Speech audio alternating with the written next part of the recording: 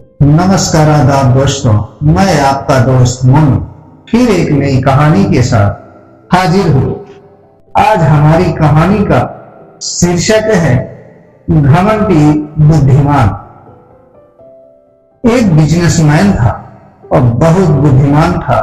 उसका IQ level किसी बड़े वैज्ञानिक जितना था, लेकिन यह बिजनेसमैन अपनी बुद्धि पर, अपनी होशियारी पर बहुत घमंड करता था।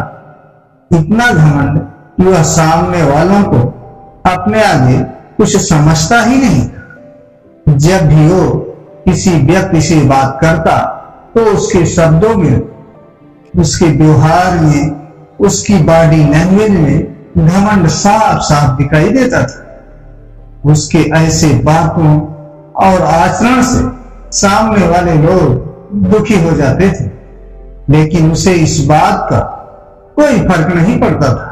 उसका बिजनेस अच्छा चलता था, फिर भी वो हमेशा दिमाग लगा इस बात की फिराक में रहता था कि कैसे वह कम से कम समय में बेशुमार दौलत कमा पाए। एक ब्राह्मण इस बिजनेसमैन का स्कूल टाइम से मित्र था। ब्राह्मण भी समझदारी में कुछ कम न था, लेकिन इस ब्राह्मण ने अपनी बुद्धि को भगवान की भक्ति और धर्म ग्रंथों को पढ़ने में लगा दिया था। बिजनेसमैन अपने ब्राह्मण मित्र का भी कई बार अपमान कर दिया करता था, लेकिन आध्यात्मिकता को पा चुका ब्राह्मण कभी उसकी बातों का या व्यवहार का बुरा नहीं मानता। ब्राह्मण ने अपनी सच्ची भक्ति और समर्पण से भगवान का दर्शन कर लिया था, इसलिए वो किसी भी बाहरी वस्तुओं या दुनिया से विचलित नहीं होता था। भगवान का साक्षात्कार कर चुके इस ब्राह्मण के पास कुछ अद्भुत शक्तियां भी आ गई थी, जिससे वह अपनी कल्पना शक्ति से कई सारी चीजों का सर्जन या विनाश कर सकता था। जब बिजनेसमैन को इस बात की खबर हुई तो उसने अपने ब्राह्मण दोस्त की शक्तियों का फायदा उठाने का सोचा।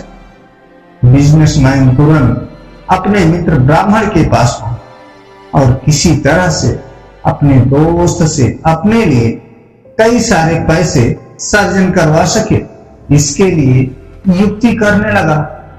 बिजनेसमैन ने अपने दोस्त से कहा, मुझे भगवान की सीमाओं के बारे में बताओ और क्या क्या कर सकते हैं, इसके बारे में जानकारी दो।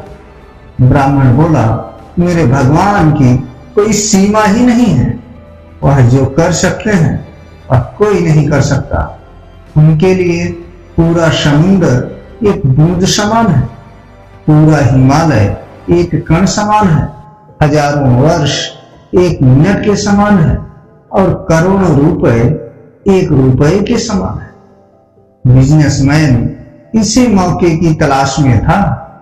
जैसे ही ब्राह्मण ने पैसों की बात की तो बिजनेसमैन तुरंत ब्राह्मण से बोला, अगर ऐसी बात है तो मुझे अपने भगवान से बोलकर सिर्फ 1 रुपया दिला दो। बिजनेसमैन इनडायरेक्टली ब्राह्मण से बोल रहा था कि उसे करोड़ों रुपए चाहिए, जो उसके भगवान के लिए 1 रुपए के समान है।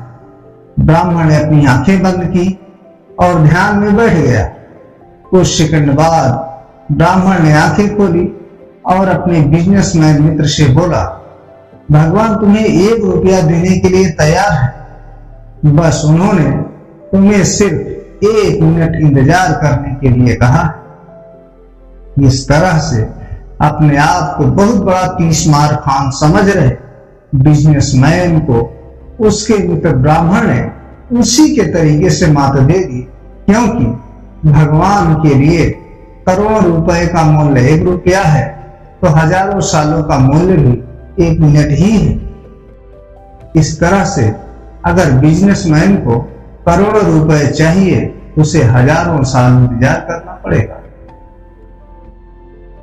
दोस्तों, हमारे आसपास आपको ऐसे कई लोग मिल जाएंगे जिन्हें अपनी बुद्धि पर, अपनी कला पर, अपनी सुंदरता पर या फिर भगवान द्वारा मिली किसी भी वस्तु पर बहुत घमंड हो जाता है, लेकिन वह लोग यह भूल जाते हैं कि घमंड तो रावण का भी नहीं ज्यादा चला था, तो उनका कैसे चलेगा।